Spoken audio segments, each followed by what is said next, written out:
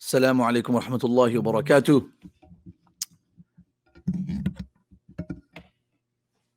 السلام عليكم ورحمة الله وبركاته. I hope everyone can hear me, see me, and everyone is doing well.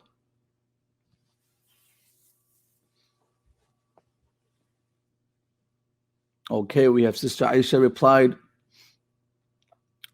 So we can all engage, inshallah, in this class. I hope everyone is doing well.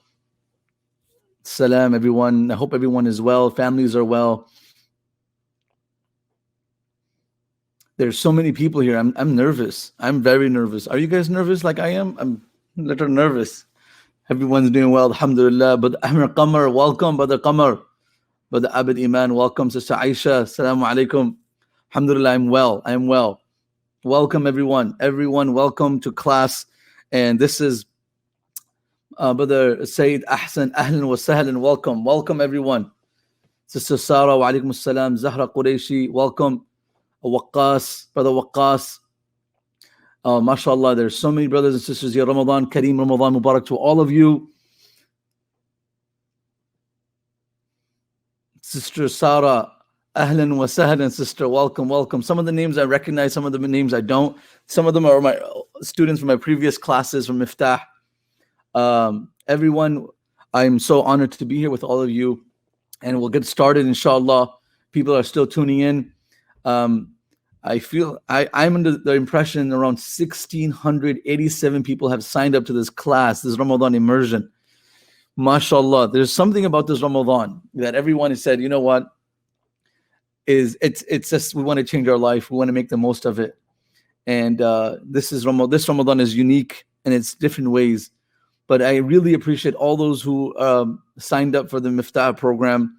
And I'm sure you've enjoyed the last classes with Mufti Abdul Wahab, Sheikh Imam Ubaidullah Evans, and also Sheikh Suleiman Mullah. So far, I just want to ask you a quick question. Which of the classes did you enjoy the most? Don't worry, no one's going to read this chat except for me. Which of the classes did you enjoy the most so far? We have people from Warren here, mashallah. Which of the I mean, you've enjoyed all the classes, I understand, but which class do you think that you learned so much, it was relevant to you and impacted your life? Of course, Mufti Abdul Wahab and Ustad Ubaidullah Evans. Sister Ruby, you're biased. You're Mufti Abdul Wahab's student. Zahra Qureshi, oh my goodness. These are biased people here. Mufti Abdul Wahab's class. Someone said Abid Imam saying Ubaidullah Evans, the dua class. Everything was beneficial. The cultivating the dua class. Ustad Ubaidullah Evans. MashaAllah. Ubaidullah Evans, Mufti Abdul Wahab. So, Sister Maria, it's your first class. Welcome, welcome. Everyone is saying Mufti Abdul Wahab and Ustad Ubaidullah Evans. We're going to have to change that today. We don't want to hear anyone say Mufti Abdul Wahab's name. He's my younger brother. And you're going to have to get used to my name. So, MashaAllah. Welcome, everyone. Bismillah. My name is Abdullah Wahid, and I am Mufti Abdul Wahab's older brother. And of course, I love and respect my younger brother, Mufti Abdul Wahab. And we are excited about this class and this whole program. And thousands of people from across the world are tuning in. It's unbelievable, the names and the cities that I've come across in this. Are there any students who are here from joining the class from outside of America? Outside of the United States, the great land of Donald Trump, the Donald the Duck.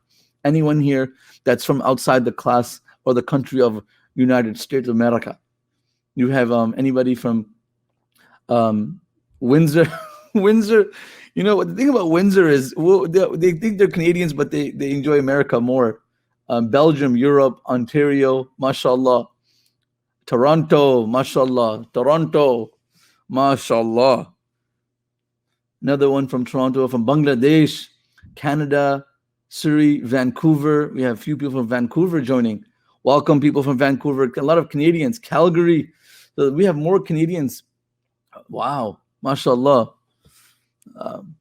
I always pray for the Canadian hockey teams. God guide them and help them one day. Inshallah, they win the championship, like the Raptors finally won. Who else is there? Anyone else from Europe or from other parts of the world? Okay, Minnesota, New York. Let's do it. United States. Okay, anyone outside of Michigan, anyone, just any state that you're from, just write your state and city, so I understand where you're from.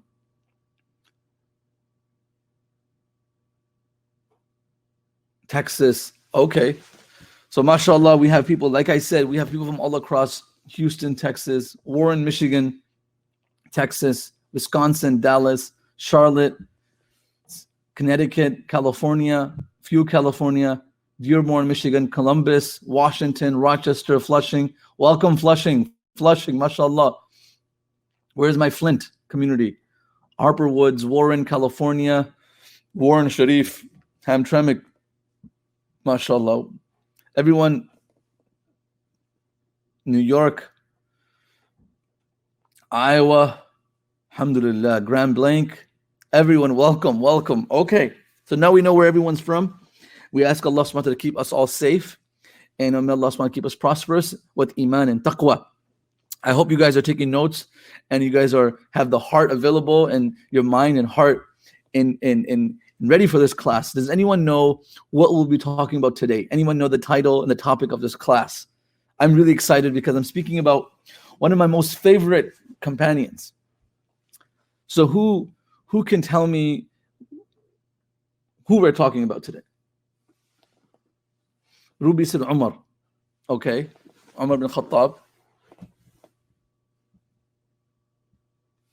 The two Sahaba, the closest confidants of the Prophet ﷺ. All right.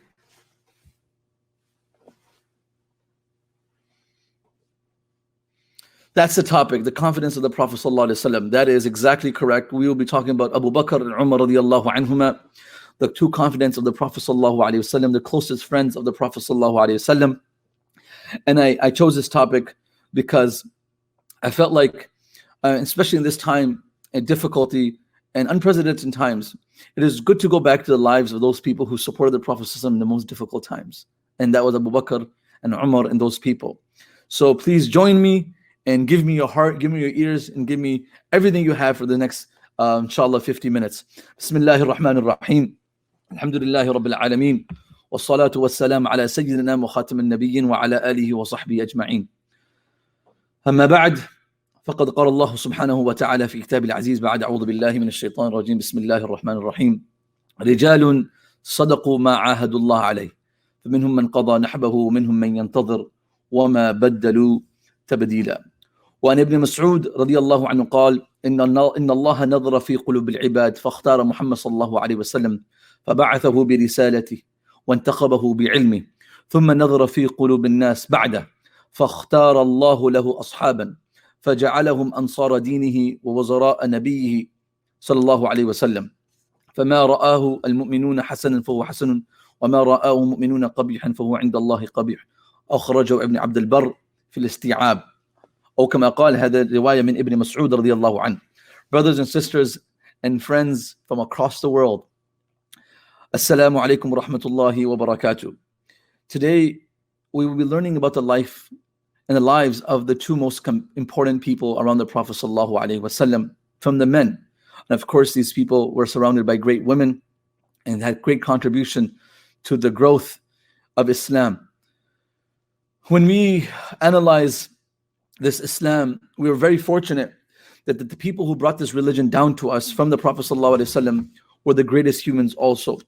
And Allah subhanahu wa ta'ala chose these people. It wasn't a coincidence that the Abu Bakr as-Siddiq and Umar and Aisha and Hafsa and Khadija were around the Prophet ﷺ. There were these people that Allah subhanahu wa ta'ala chose and selected. And it is a case for every era and every land that Allah subhanahu wa ta'ala chooses individuals who can help His deen and survive the momentum of this deen, will put energy to this. The narration that I just read in front of you is the beautiful narration of Ibn Mas'ud radiallahu anhu. He says, Allah subhanahu wa ta'ala, He analyzed the hearts of the world, all the creation that was going to be created. إِنَّ اللَّهَ نَظَرَ فِي قُلُوبِ الْعِبَادِ, all the humans that were going to be created. فَاخْتَارَ مُحَمَّدْ صَلَّى اللَّهُ عَلَيْهِ وسلم, and He chose the Prophet ﷺ as the most pure and the most innocent, most righteous, most noble human from all of the creations that were created, from the human beings. فَبَعَثَهُ بِرِسَالَتِهِ, Allah subhanahu wa ta'ala chose him to be the prophet. Not just a prophet, the final messenger. Not just the final messenger, خَيْرُ النَّبِي, the best of all prophets, Imam al-Anbiya, the leader of all prophets. He was given the title of Imam of prophets, and not only that, he demonstrated his prophethood and his leadership in Baytul Maqdis when he led all the prophets in Baytul Maqdis in the journey of Isra and Mi'raj.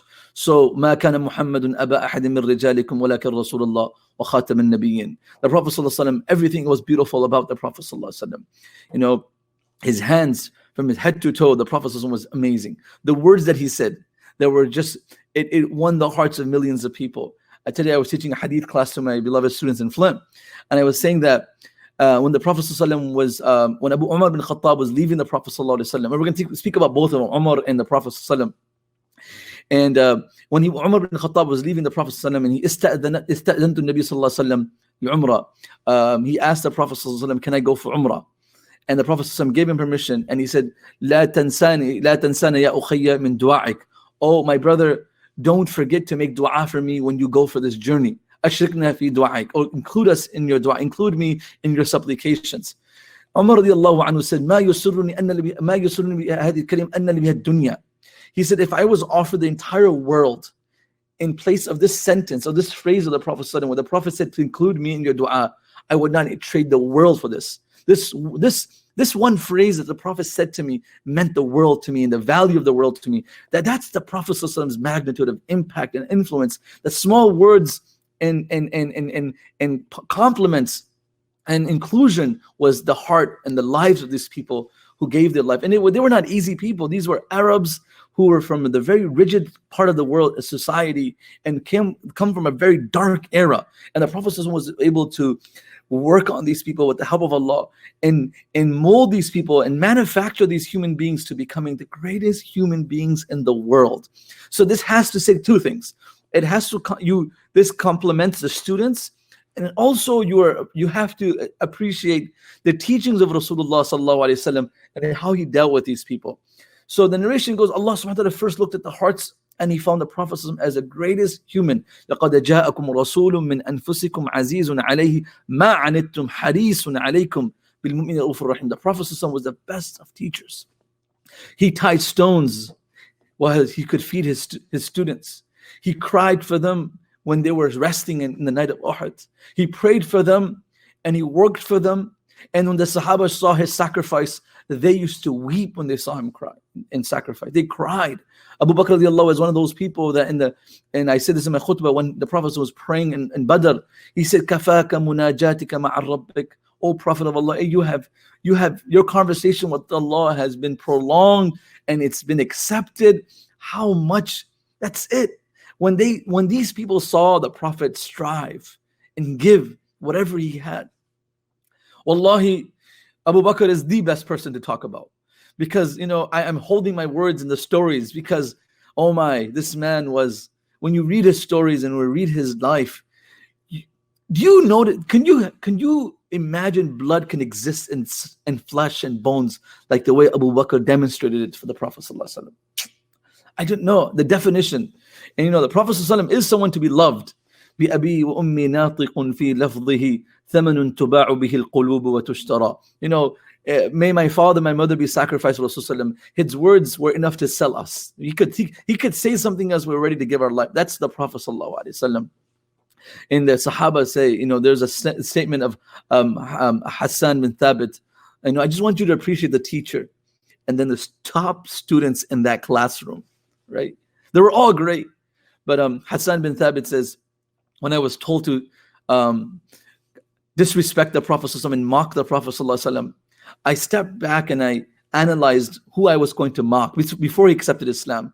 I stepped back and I recognized that I was told to mock this great human and belittle him. And I analyzed the situation. And he says, لما رأيت أنواره سطعت وضعت من خيفتي كفي على بصري خوفا على بصري من حسن صورته فلست أنظره إلا على قدري روح من النور جسم من القدر كحلية نشدت من أنجم الزهر. He says, لما رأيت أنواره سطعت. When I saw the face of the Prophet ﷺ and I saw the nur of his face, وضعت من خيفتي كفي على بصري. I put my hands over my eyes, fearing that I might lose my eyesight because of the beauty of the Prophet ﷺ. لما رأيت أنواره سطعت. Say, if you hear something good and you like it, say mashallah, say subhanallah. I like it when in the DC gatherings the uncles go mashallah, mashallah, wah wah wah wah. Go ahead, don't worry. When the uncles and aunties go mashallah, mardiya baat ka hi hai. But this is the praise of the Prophet ﷺ when the Prophet said, لما رأيت أنواره سطعت وضعت من خيفتي كفي على بصري. I had to cover my eyes because when someone's coming out of a dark hole and they're exposed to light, and that light is damaging to the vision. That was the light of the Prophet ﷺ. That was damaging. It was so powerful that Hassan said, I cannot handle it. Now I'm getting all these mashallahs and wahwa. Now I'm coming into the mood. You got to get me in the mood. Sometimes when you go to a restaurant and the food is placed in front of you, you're still not in the mood yet. And then that one dish comes, like now it's time to, So we're getting in the mood. Take a few minutes. He says, وَضَعْتُ مِنْ خِيفَتِي كَفِّي عَلَى بَصَرِي خَوْفًا عَلَى بَصْرِي مِنْ حُسْنِ صُورَتِهِ فَلَسْتُ أَنْظُرَهُ إِلَّا عَلَى قَدْرِي. It wasn't that the Prophet ﷺ wasn't attractive, nor was it because he was someone I did not want to stare at, but his face was so glowing, I was afraid of losing my eyesight. خوفا على بصري من حسن صورته فلست أنظره إلا على قدري روح من النور جسم من القمر. The body of the Prophet ﷺ made of light. لا إله إلا الله. روح من النور. Just the ruh of the Prophet made of light. جسم من القمر. It's just got full moon, right? The qamar. The Sahaba say, we saw the Prophet ﷺ كان الرسول صلى الله عليه وسلم يتلألأ وجهه تلألؤ القمر ليلة البدر. لا إله إلا الله. His face would glow like the full moon. Literally. تلألؤ القمر ليلة البدر. Prophet صلى الله عليه وسلم. Imagine that Prophet صلى الله عليه وسلم in your company, in my company, how we would just absorb his beauty. Aisha radiallahu anha says, he walked in the room and it was dark and I was sewing something and I dropped the needle and I saw the Prophet walk in and the nur and the reflection of his face, the radiant reflection, the radiant light, it reflected and it made the needle shine. Boom, it shined. There was one man, he was stalking the Prophet ﷺ. He was stalking, looking at him. There's some people that they have problems stalking themselves. They go bar, they go back on their phone. They look at their own pictures and God help them. And they look at their own pictures, right? So this person, he kept on looking at the Prophet ﷺ. Look at the Prophet ﷺ. Look at the Prophet ﷺ. And the Prophet ﷺ says, Ma baluk, what's your deal, my friend? You're just continuously looking at me, right? Continuously looking at me. And the Prophet ﷺ, he asked him, what's your problem? And he said, Atamatta'u min nadri, Ya Rasul, I'm enjoying my view. I'm just enjoying my view. I'm enjoying my view. And that was the case. Someone asked, what was the skin color of the Prophet? The Prophet was bright. When they say abyad, doesn't mean white, and it was radiant. The word abyad is translated as a radiant look. He had a tan look to his. He was light with a tannish look on the Prophet ﷺ. We'll do with the questions is if it's not urgent in the context, we can put it in the question link that's ask a question. You can click on that and then I can answer the questions at the end of the class. So that was the Prophet ﷺ.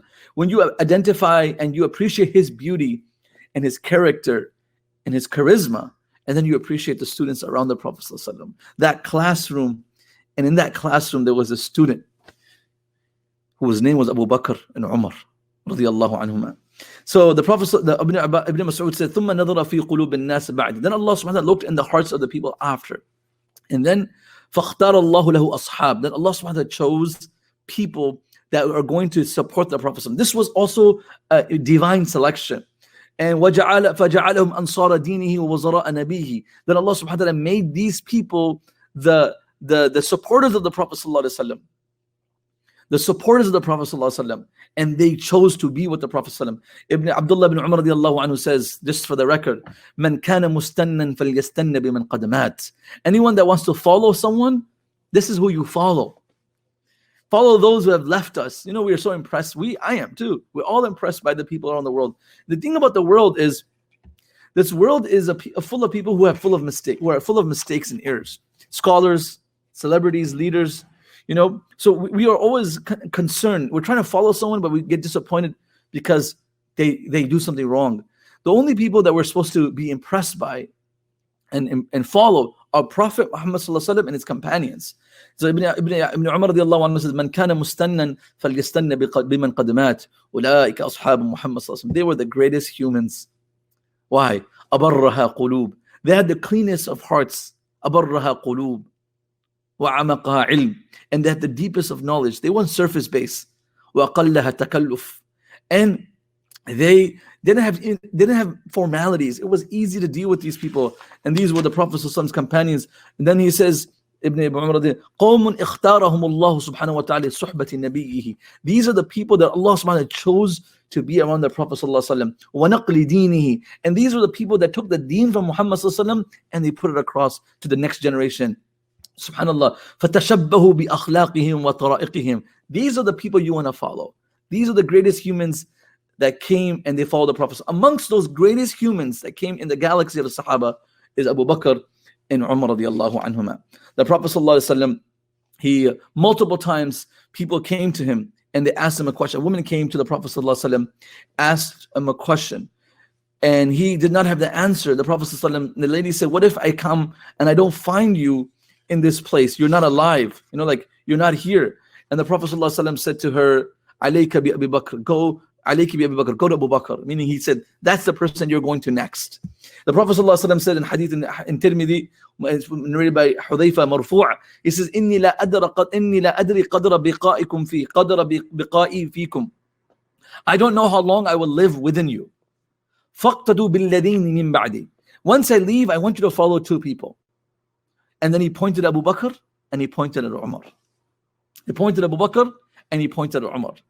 So it's not a coincidence we're talking about these people, but these are the two people the Prophet ﷺ, in his life, he relied upon a lot of them, but in his life he had complete trust in these individuals. So what I'm going to do today, I'm going to introduce you to Abu Bakr as-Siddiq's life, some virtues. Then I'm going to spend tomorrow, next class, next Sunday, talking about Abu Bakr as-Siddiq. A lot of the conversation I want to have is Abu Bakr with the Prophet ﷺ. We know a lot of things he did, but Abu Bakr as a companion, as a friend, as a confidant of the Prophet ﷺ. The Prophet ﷺ said, this is where this whole topic comes from, as a confidence.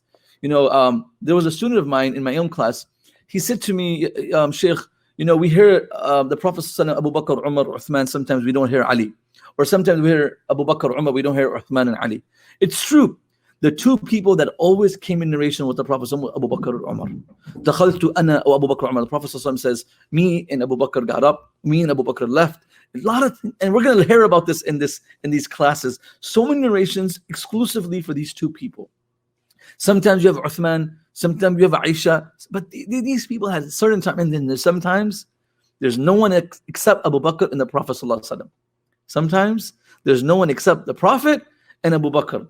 And I envy the moment and the time that Abu Bakr had alone with the Prophet ﷺ, and the 3 nights that he had all alone with the Prophet ﷺ. I envy those 3 nights. Someone came to Umar bin Khattab radiallahu anhu. He said, "Anta khayru min Abi Bakr." You are better than Abu Bakr. You are the man. You're the man, right?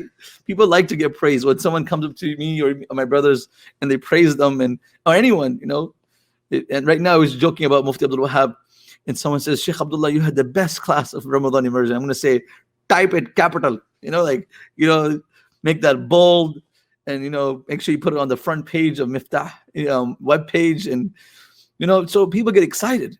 I'm excited just talking about it. Imagine people when they get complimented. May Allah make us amongst the mukhlisin that a compliment and also a criticism is equal. That's where we have to be. When we get criticized and when we're complimented, if we don't get impacted, we continue. A sincere person is a person who, doesn't matter what the circumstances are, the person is able to continue and continue. So the Prophet ﷺ, he continuously praised these two people, Abu Bakr and Umar. And it's not an coincidence that the Prophet ﷺ, when a man came to Umar bin Khattab, he said, "You are better than Abu Bakr. You are better. You are," Umar bin Khattab was like, "What? What did you say?" And Umar bin Khattab, this is why, when I say these two people's names, Abu Bakr and Umar, and when you hear them, I feel ashamed and honored. Like, man, we're so lucky. We're so lucky we have such great leaders to follow. Like what a nation. What a nation.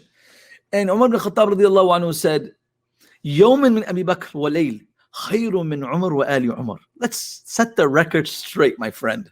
Set the record straight. One evening, one morning and one evening of Abu Bakr's life is better than Abu Bakr and better than Umar and his entire family. Abu Bakr's one morning and one evening is better than Umar's entire generation. So don't compare me with the great Abu Bakr as-Siddiq radiallahu anhu. Somebody asked Ali radiallahu anhu one day, who's better, you or Abu Bakr? Ali radiallahu anhu, he started shivering. What are you talking about? Abu Bakr, the great. And of course the humbleness that we find in Umar bin Khattab.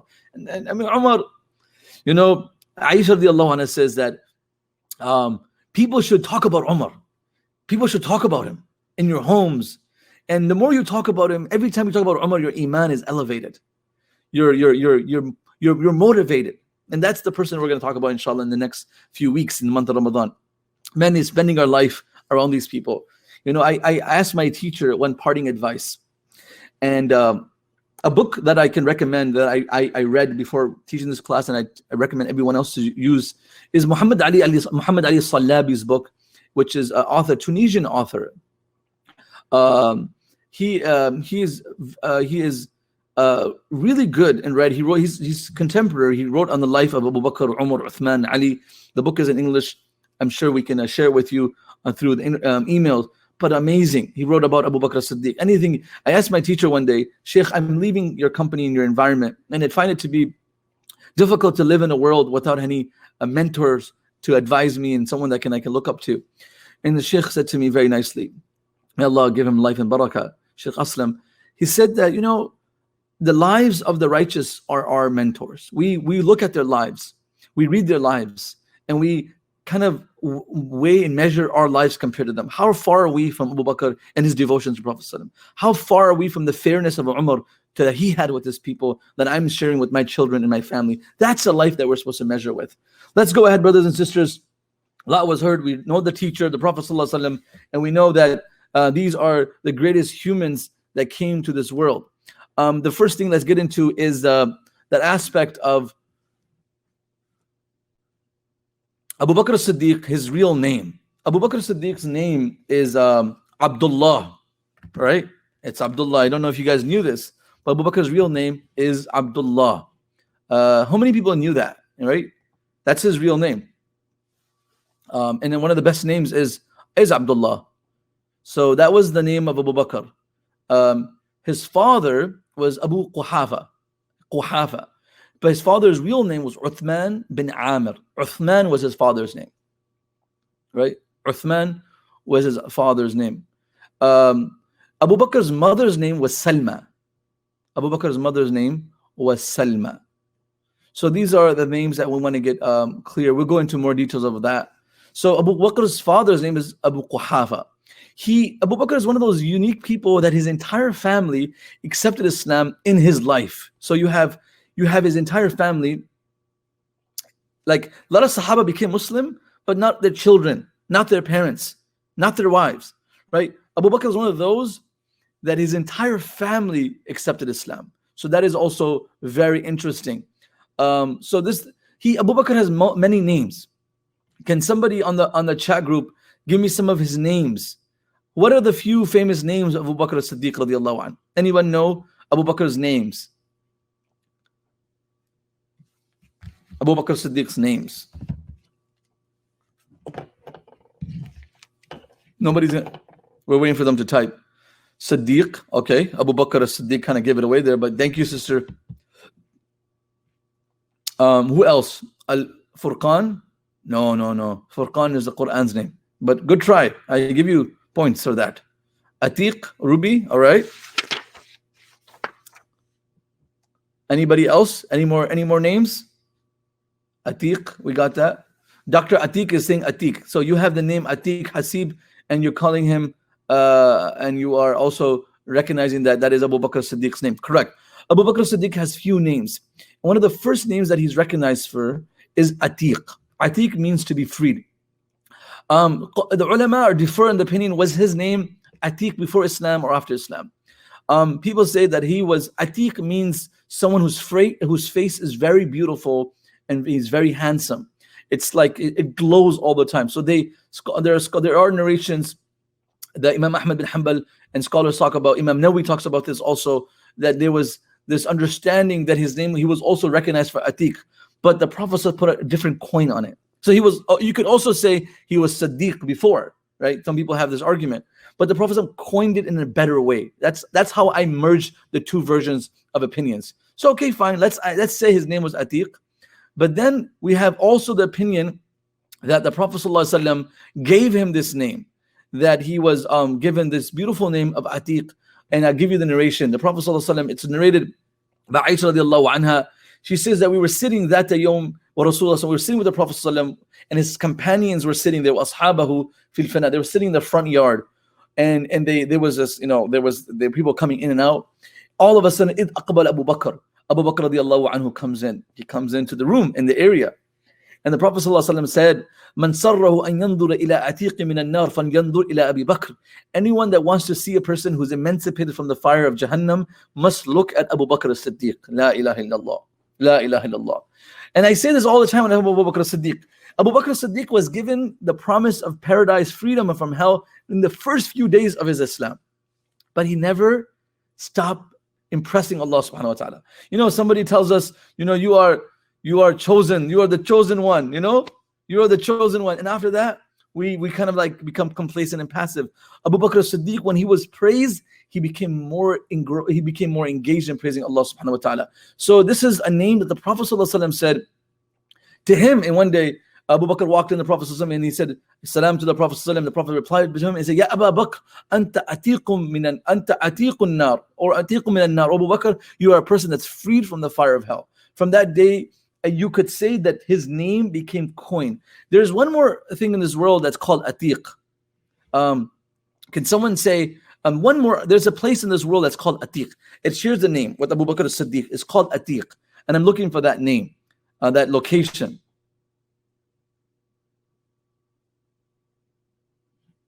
Anybody can help me answer this question? There's a place in this world that is considered to be Atiq. Yes, Baytul Atiq, the Kaaba. Why is the Kaaba considered to be Baytul Atiq? This is a good question. Why is the Kaaba? Yes, the Kaaba is, ila Baytul Atiq. One day, Umar bin Khattab radiallahu anhu was sitting, and he was walking outside in the streets of Medina, and he saw a caravan move by. You guys are getting me onto a tangent, all right? But I got to finish my hour, and I want to be able to cover the content. I'm going to answer the question. Some of you are right, some of you are absolutely incorrect. So don't worry, don't get offended. If we are not wrong, we're never going to learn what's right. So don't be afraid to answer wrong. It's good. Just give it a try.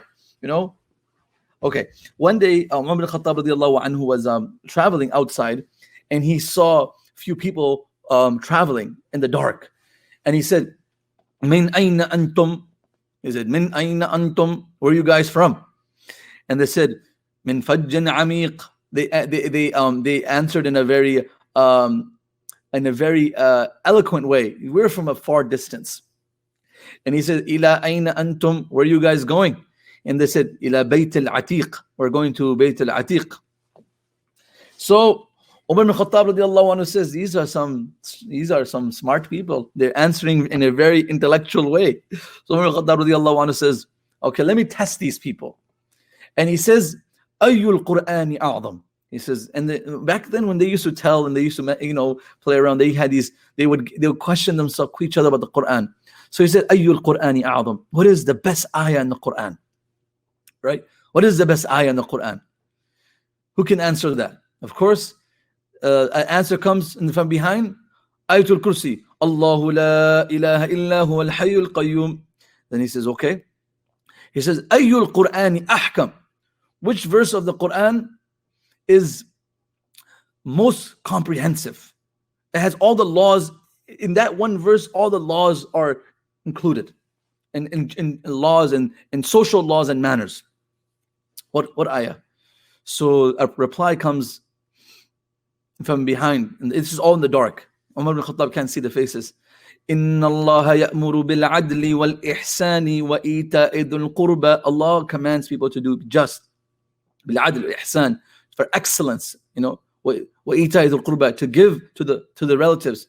And he forbids three things. وَيَنْهَى عَنِ الْفَحْشَاءِ, immodesty. وَالْمُنْكَرِ, bad language. وَالْبَغْي, and rebellious behavior. These are things God forbids. So we read this, we hear this in the khutbah all the time. So then Umar bin Khattab says, Ayyul Qur'ani ajma'. Ayyul Qur'ani ajma'. What Qur'an ayah is the most comprehensive? That's the right word. What ayah of the Qur'an is most comprehensive? Jazakallah khair, brothers, sharing the ayah number. This is a beautiful story. What ayah is the most comprehensive? So the crowd replies back by saying, فَمَنْ يَعْمَلْ مِثْقَالَ ذَرَّةٍ خَيْرًا يَرَى وَمَنْ يَعْمَلْ مِثْقَالَ ذَرَّةٍ شَرًّا يَرَى. He says that anyone that does a small iota, a small proton, of a small act, that will be shown on the day of judgment. Dharra, something we can't even see with our naked eye, right? Anyone that does something small on the day of judgment, if it's good, it'll be exposed. And anything small that's wrong, it'll be also presented in front of them. May Allah save us on the day of judgment from embarrassment. Say Ameen, brothers and sisters. Please say Ameen. So that answer was given. And this فَمَنْ يَعْمَلْ مِثْقَالَ ذَرَّةٍ. They say the Quran, the heaviest ayah in the Quran are these two ayahs. فَمَنْ يَعْمَلْ مِثْقَالَ ذَرَّةٍ. Imagine thinking about everything small we might be in trouble for, and everything small we might get a reward for.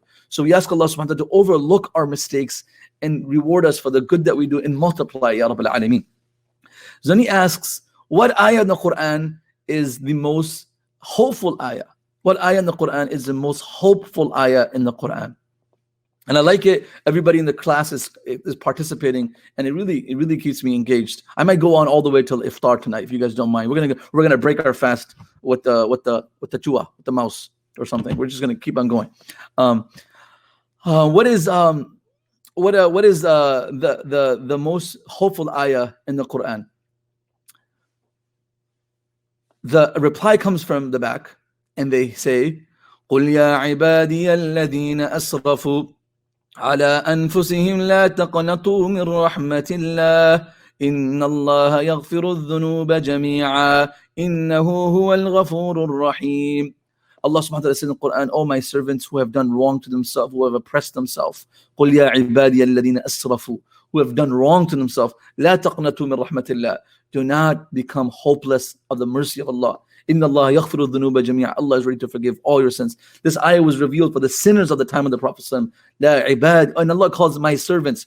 So when Umar ibn Khattab heard every question answered accurately, precisely, guess what he says? He says, Afikum Abdullah bin Mas'ud. Don't lie to me, guys. There must be a Sahabi whose name is Abdullah bin Mas'ud. How can everyone answer this like that? No Google, and just answering like that off the chart. And Afikum Abdullah, come on, tell me there's Abdullah bin Mas'ud in this gathering. And they said, yes, there's Abdullah bin Mas'ud in this gathering. And he comes out, but they were going to Bayt al-Atiq. So why Bayt al-Atiq is called Bayt al-Atiq? Because when you go there, you are emancipated and freed from the fire of Jahannam. That's the answer, right? You are freed from the fire of Jahannam. And that's what we want to hope that Allah subhanahu wa ta'ala does. He frees us. Someone's asking, this ayah is in Surah Zumar, and verse number 53. Surah Zumar, right? Chapter 40, and verse number 53. Surah Zumar, verse number 53. There it is. Thank you. Atiq is a person who goes to Mecca, and anyone that goes to the Kaaba, inshallah, they are freed from the fire of Jahannam. That is the quality of the Kaaba. The Kaaba is there to take your sins and cause you to repent, and inshallah freed from the fire of Jahannam. So let's go ahead, and we have so much to discuss on Abu Bakr. So another name of Abu Bakr is As-Siddiq, and it's an interesting name. One is a Sadiq, someone who's honest, and someone who is Siddiq, who is the most honest. It could be a superlative noun, but someone that believes in everything the Prophet ﷺ said. And that is the quality of the Prophet Abu Bakr as-Siddiq. May Allah give us that quality. And also in this class, I'm going to teach you guys and teach myself the difference between Al-Faruq and Siddiq. There's a little difference. And that it's a fine line. What makes Abu Bakr better than Umar in some aspects? And there's like this, it's a mentality. You know, as a teacher and as a parent, you have children, you have students. Sometimes you have a student that's excelling and doing a lot of things, but you also have a student who doesn't understand your mentality, your perspective, right? And understanding that is very important. The mindset of Islam. Abu Bakr Siddiq understood that better than everyone else in the companions of Rasulullah. To a certain degree, when إِذَا جَاءَ نَصْرُ اللَّهِ وَالْفَتْحُ was revealed, a surah that is giving victory, right?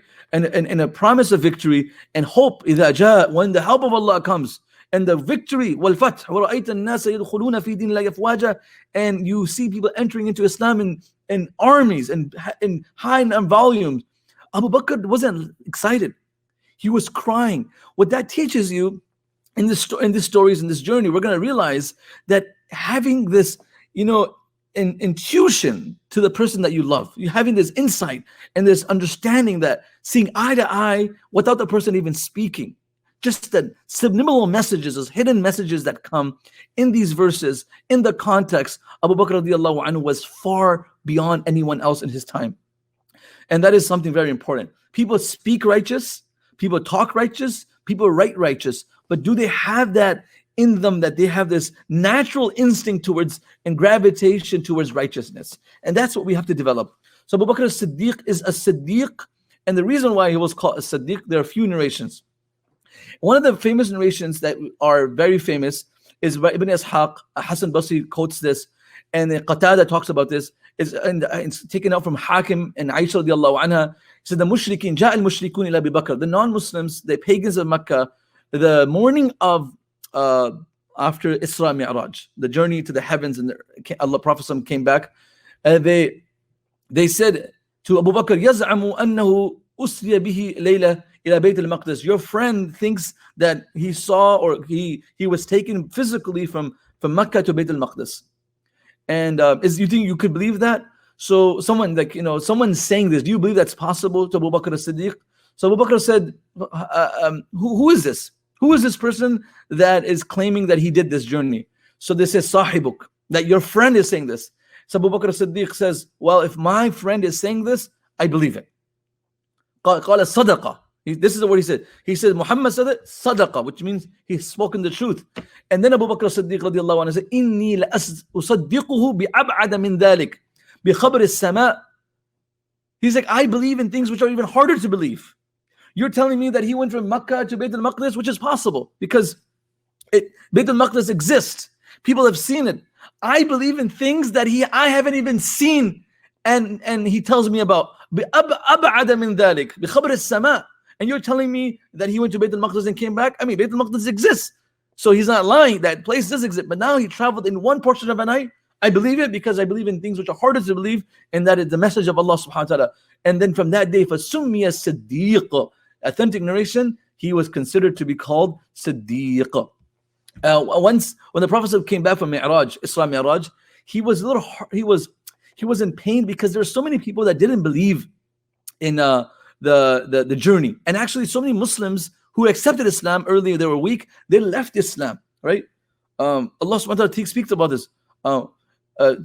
So this is the challenge that people had to accept. The Prophet went in one night, came back.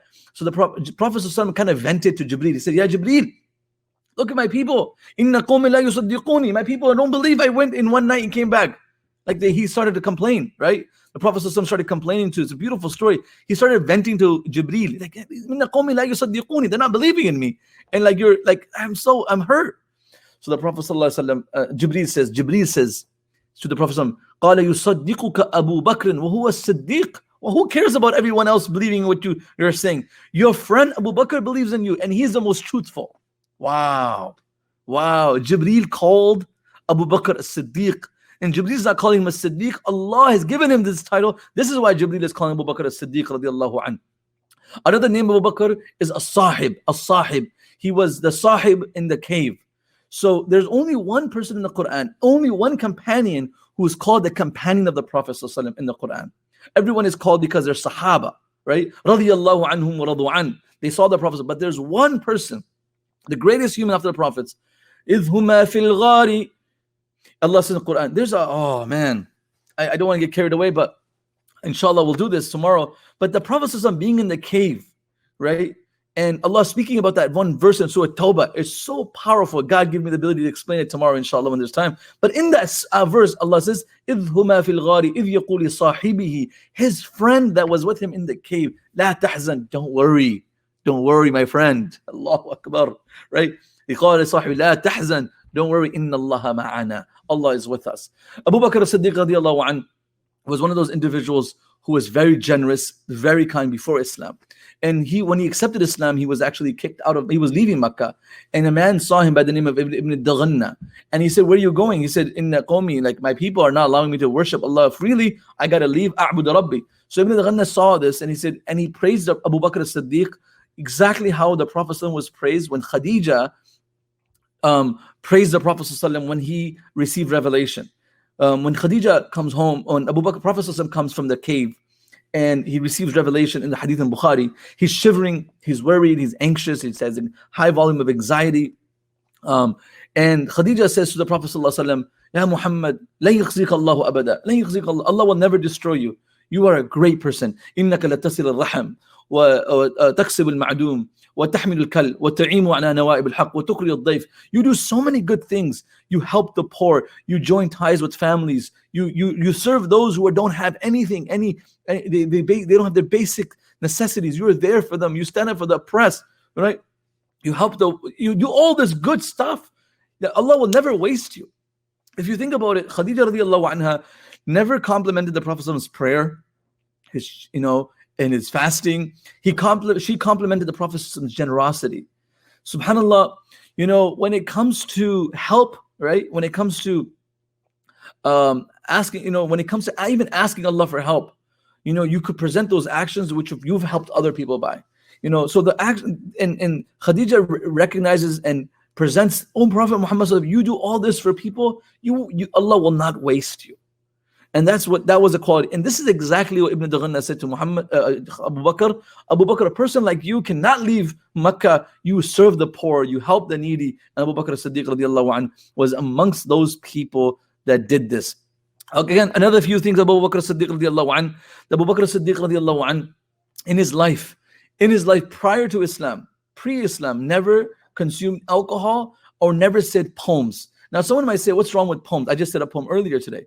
Poems in the Arab culture at that time, Allah says in the Quran, وَالشُّعْرَاءُ يَتَّبِعُهُمُ الْغَاوُونَ, that they were liars. They would say things, again, they would sing lyrics. They had immodest language, indecent messages. It's like the hip hop today.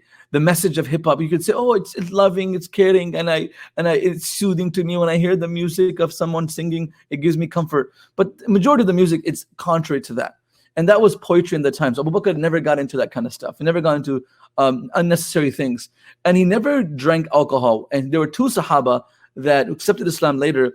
They made alcohol forbidden upon them, which was Abu Bakr and Uthman bin Affan. They never, Abu Bakr says, I never drank it. And people asked him why. He says, because I want to protect my honor and my dignity. And when someone drinks alcohol and they intoxicate themselves, they lose that privilege. So Abu Bakr as-Siddiq was known to have that. One of the few things that we want to share with you, Abu Bakr as-Siddiq radiallahu anhu, is that Prophet ﷺ says, مَا دَعُوتُ أَحَدًا إِلَى الْإِسْلَامِ إِلَّا لَهُ كَبْوَةً وَتُرَدُّدًا. Anyone that I invited towards Islam had hesitation. They had some setback. They had to think about it. Everyone, even Ali radiallahu anhu, when the Prophet invited Ali, his cousin, his young kid at that time, 10 years old, he said, let me think about it. So the Prophet said to Ali, don't tell your father. If you're going to think about it, don't tell anyone. So he thought about it. Of course, Khadija was right away, she accepted it. But Abu Bakr as-Siddiq radiallahu anhu, the Prophet said, مَا دَعَوْتُ أَحَدًا إِلَى الْإِسْلَامِ إِلَّا لَهُ كَبْوَةً وَتُرَدُّدًا. There's everyone that I invited towards Islam, they had hesitation. And they were reluctant, except for Abu Bakr as-Siddiq radiallahu anhu. He had no reluctance. He was ready to accept Islam right away. That was Abu Bakr as-Siddiq. And once Abu Bakr Umar, we'll talk about this coming up, right? Abu Bakr Umar radiallahu anhu, these two people, they got into an argument. And Abu Bakr radiallahu anhu, he goes to the Prophet sallallahu alaihi wasallam and he talks to the Prophet sallallahu alaihi wasallam, and Umar goes and they complain to the Prophet sallallahu alaihi wasallam about the situation. And The Prophet ﷺ, he praises both of them, and they leave. And then the Prophet ﷺ, in the favor, he decided Abu Bakr was wrong in this argument. He was wrong. Umar was right. But the Prophet ﷺ didn't defend Abu Bakr, but he was just, he didn't hear he was just being nice to both of them. Then when the gathering finished, Abu Bakr came back and he said, Rasul, I'm wrong, right? Like, I made the mistake. It's not Umar's fault. It's my fault, right? I made the mistake. So I ask Umar for forgiveness. He's not forgiving me. So please, you ask him to forgive me. So then the Prophet ﷺ got up and he said, guys, listen up. Why are you hurting my companion's feelings? Abu Bakr, none of you believed in me. كلكم كذبوني وصدقني. All of you denied me. He accepted me. وَقَدْ كَفَرْتُمْ وَقَدْ آمَنَ بِي. You all denied me. You didn't accept me. Abu Bakr accepted me when no one accepted me. So I want you to be nice to Abu Bakr radiallahu anhu. He gave me his wealth, his time. The Prophet ﷺ said in the hadith, مَا لِأَحَدٌ عِنْدَنَا يَدٌ إِلَّا قَدْ كَافَيْنَهُ مَا خَلَأَ أَبَا بَكْرٍ وَعُمَرٍ. Everyone that has done me a favor, I have paid them back, except Abu Bakr as-Siddiq. I have paid them back. I can never pay back Abu Bakr as-Siddiq. Everyone else that did me a favor, I have somewhat monetarily or by a prayer or supplication, I've compensated them, right? That was a quality of the Prophet ﷺ. He would pay people back for their favors. But Abu Bakr as-Siddiq, I can never pay him back. Only Allah will pay him back on the Day of Judgment. Imagine how generous this person was, how devoted this person was, that he's saying, the Prophet ﷺ saying, only Allah can pay Abu Bakr as-Siddiq back, right? And that was the nature of Abu Bakr as-Siddiq radiallahu anhu. Let me give you a few beautiful narrations about both of them together. Abu Bakr as-Siddiq and Umar bin Khattab radiallahu anhu are these people that the hadith goes in Mishkat al-Masabih that لما دخل النبي صلى الله عليه وسلم المسجد لم يرفع أحد رأسه غير أبي بكر وعمر. When the Prophet would enter the masjid, no one would dare raise their head or their eyes to see the Prophet's face, because they had so much respect and awe and respect for the Prophet ﷺ. And غير أبي بكر وعمر, except for two people. And I want you to experience this. The Prophet ﷺ is walking in, and the galaxy of the Sahaba are sitting there. All of them are sitting there, right? Abu Bakr, Umar, Uthman, Ali, Abbas, Abu Ubaidah, and the women in the women's side, all sitting there, right? Hafsa, Aisha, everyone is sitting there. And the Prophet walks in, everyone looks down out of respect for the Prophet. غير أبي بكر وعمر, except for Abu Bakr and Umar. They used to look at the Prophet كان يتبسمان إليه ويتبسم إليهما. This is where it's beautiful. They used to look at the Prophet and smile. Okay, everyone smiles when they look at the Prophet, right? But the Prophet would look back at them and smile. What does that mean? The Prophet was pleased with them. The Prophet was pleased with them, extremely pleased with them. And there's so many beautiful narrations of Abu Bakr as-Siddiq. Once, the Prophet comes at Fajr Salah.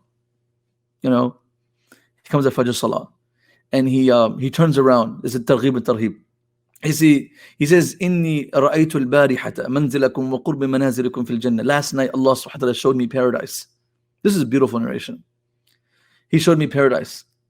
And he showed me your positions in paradise, where you will be in paradise. وَقُرْبَ مَنَازِلِكُمْ.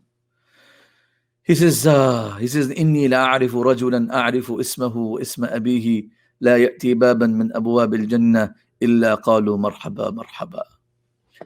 He says, there's a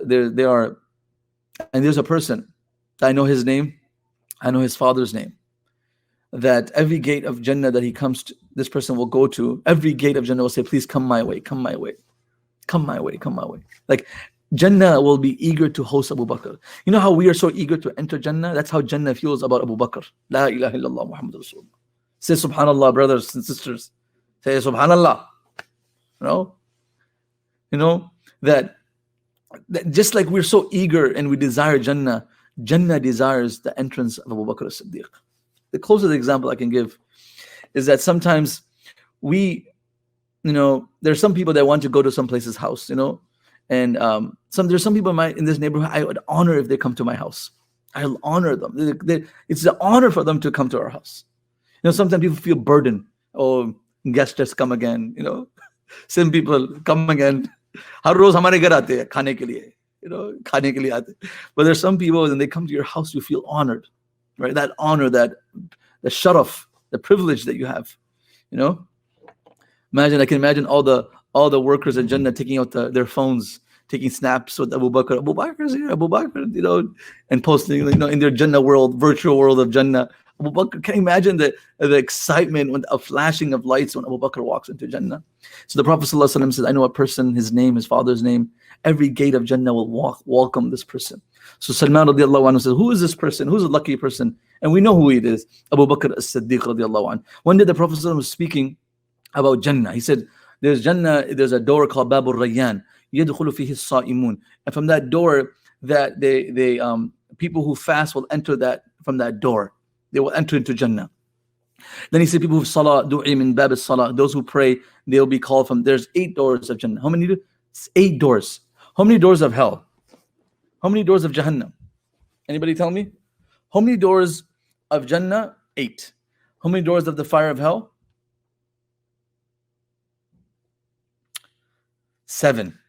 لها 7 أبواب لكل باب منهم جزء مقسوم. Thank you, brother Aman, sister Sarah. Thank you, Aman and Sarah. They answered this question correct.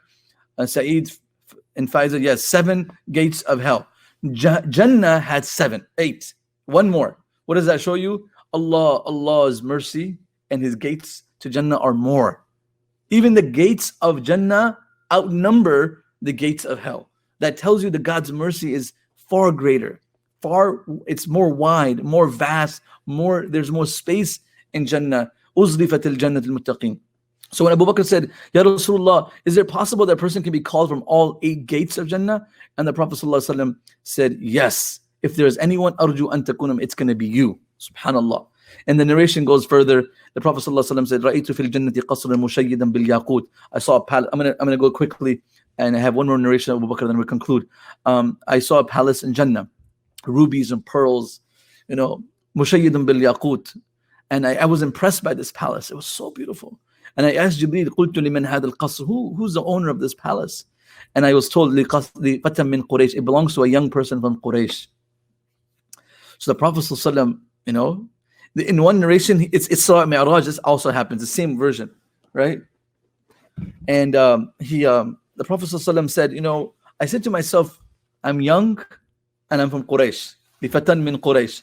So فأردت أن أدخلها. So I said, let me get a tour of this palace in Jannah. It was so impressive. The Prophet liked it, right? And I walked in, and I wanted to go ahead. I proceeded. Jibreel says to me, إن هذا لعمر bin Khattab. Ya Rasulullah, with all respect, this palace belongs to your student Umar bin Khattab radiyallahu anhu. So the Prophet sallallahu alaihi wasallam, فوليت مدبرا فذكرت غيرتك يا أبا حفص فوليت مدبرا. Now he's narrating this narration to the Sahaba, and Umar and Abu Bakr are sitting there. And he says, Umar, I remembered and I thought of your self-respect and your dignity and your possessiveness, right? And I didn't want to intrude into your property and trespass without your permission. So I didn't want to come inside the house, though it was so attractive.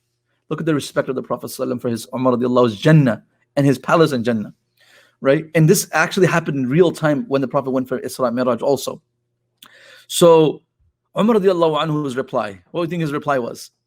He says, فَبَكَى Umar. His reply was tears. That's what it was. His replies was in the form of tears. There used to be a time when someone would get married, they would get so excited they would cry. Now when they get married, they can't stop crying. So his reply was in tears. He said, Abi anta wa ummi alayka agharu ya Rasulullah. He said, may my father and my mother be sacrificed for you, ya Rasulullah, O Prophet of Allah. You think I would ever show you my possessiveness? I have whatever I have is because of you. La ilaha illallah. Whatever I have today is because of you. It's unbelievable. And then this narration goes further. Then he said, Ya Uthman, inna li kulli nabiyyin rafiqin fil jannah wa anta rafiqi fil jannah. Oh Uthman, every prophet will have a friend in Jannah. You will be my friend in Jannah. Then he grabbed the hand of Ali, and he said, wa akhadha bi yadi Ali. He grabbed the hand of Ali, and he said, Ali, ama tarda an yakuna manzilu min qabli manzili fil jannah. He grabbed his hand. He said, Ali, isn't this good for you? Isn't this sufficient for you? Doesn't this make you happy that your house will be in front of my house in Jannah?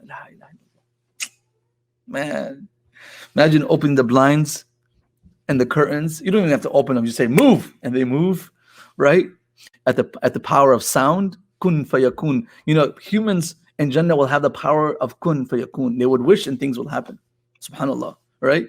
Such kingdom. And the veils move, and the curtains move, and the blinds, the shutters are moved.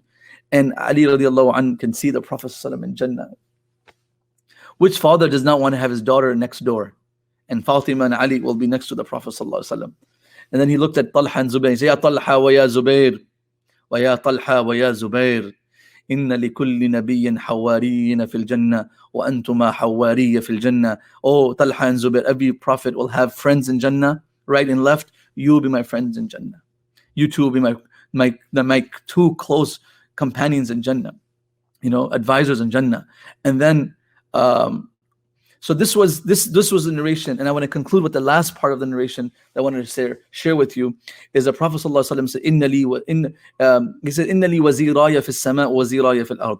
I have two confidants in the sky and two confidants on this earth. The people I talk to and I share advice with. It's two in the skies and two in the earth, on this earth. And the two in the sky is Jibreel and Mikael. And the two that I talk to in this world for my personal matters and I discuss issues is Abu Bakr and Umar radiallahu anh. And these are the two people we talked about. And this particularly Abu Bakr as-Siddiq, he is the closest human to the Prophet sallallahu alaihi wasallam, and he will be the closest. The Prophet said to him in the cave, when he was in the cave, Anta sahibi fil ghar wa anta sahibi al-hawd. You are my companion here in this cave. You are my companion on the pond. You will be with me in Jannah. La ilaha illallah Muhammad Rasulullah. May Allah subhanahu wa ta'ala resurrect us with the Prophet sallallahu alaihi wasallam. May Allah subhanahu wa ta'ala resurrect us with his Abu Bakr as-Siddiq and Umar ibn Khattab. We will continue to have these class next Sunday. I hope you enjoyed my class. Tell me, someone say my class was better than Sheikh Abdul Wahab. Say it again, guys. He'll read these messages later. And of course, I really recommend all of you, if you're here, to join us every night at 9:30 Eastern Standard Time with me and Mufti Abdul Rahman. We will have a tafsir session. I don't know if you guys have joined it. All of you from across the world, please join us 9:30 Eastern Standard Time. We will go online and we will be there together, and we will speak about the gems from the juz of the Quran. So it's really interactive session, and you can see me kind of bully my younger brother again with Mufti Abdul Rahman. That's my other brother. So please join us then and continue to join these classes and share them. MashaAllah, I noticed we have 1,718 people who have signed up for this class. This is unbelievable. May Allah bless all of you. Let me answer the quick questions. If you feel want to go, you guys are more than welcome to go. Let's answer the questions quickly. If you have more questions, feel free.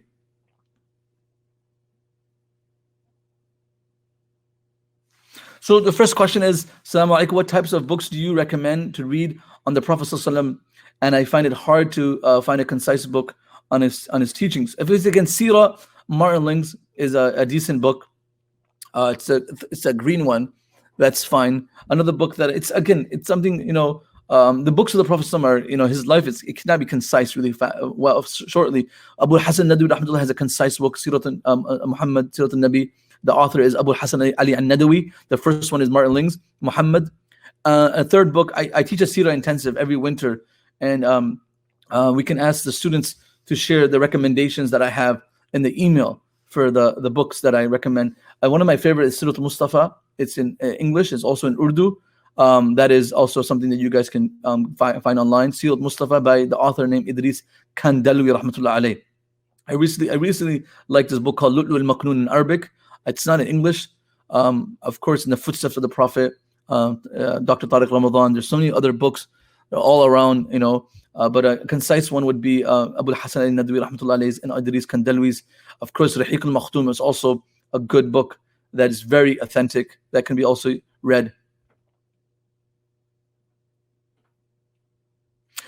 How do we protect ourselves against harsh words of people? Is it safe to say that we can avoid those who harm us while still being good, productive Muslim? Great. How do we protect ourselves against the harsh words against people? I mean, for me, people who are harsh and rude, if there's someone who's a relative, then we have to, build the ability just to get over it, because we're going to be around these people all the time. But if someone that's not someone that we're always going to see, then just try to, limit your exposure to them so you don't get offended. That's what I do. I don't know if that's the right way, But I don't like to expose myself to people that are going to bring negativity in my life. But now if I'm married to someone, or they're my children, or they're my relative, I somehow have to like put it somewhere in my brain that some of the things that they say really doesn't make sense, and I just excuse it and ask Allah to forgive them, and ask Allah, hopefully He reward us for the patience that we have.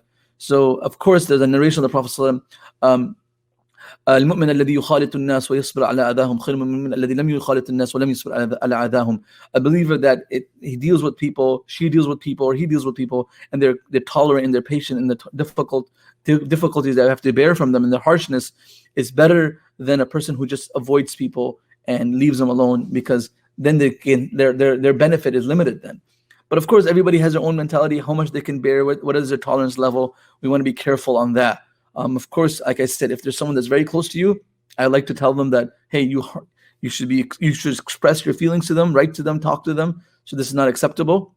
If there's someone that you don't see all the time, and they're important, but they're bringing negativity to you, you can limit your exposure to them and leave it only in a positive way. That doesn't mean you can't say salam to them and stuff. I hope I've answered that question. What was the station of Uthman radiallahu anhu with the Prophet sallallahu alaihi wasallam's life? We can talk about that tomorrow more, inshallah. So someone that can't read the Quran, if you're done, you guys want to leave, you guys are more than welcome to leave. Just answering some questions. If someone that can't read Quran in Arabic, do you get same reward as reading it in English or any other language? The very good question. Someone answered this a little bit.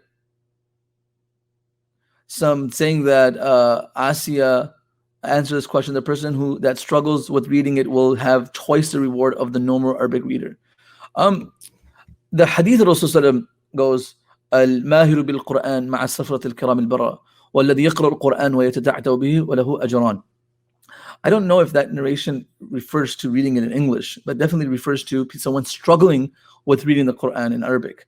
So my first answer to this person would be, is that if you are young and capable, is to try your best to learn the language of Arabic and make this your life journey in reading the Quran.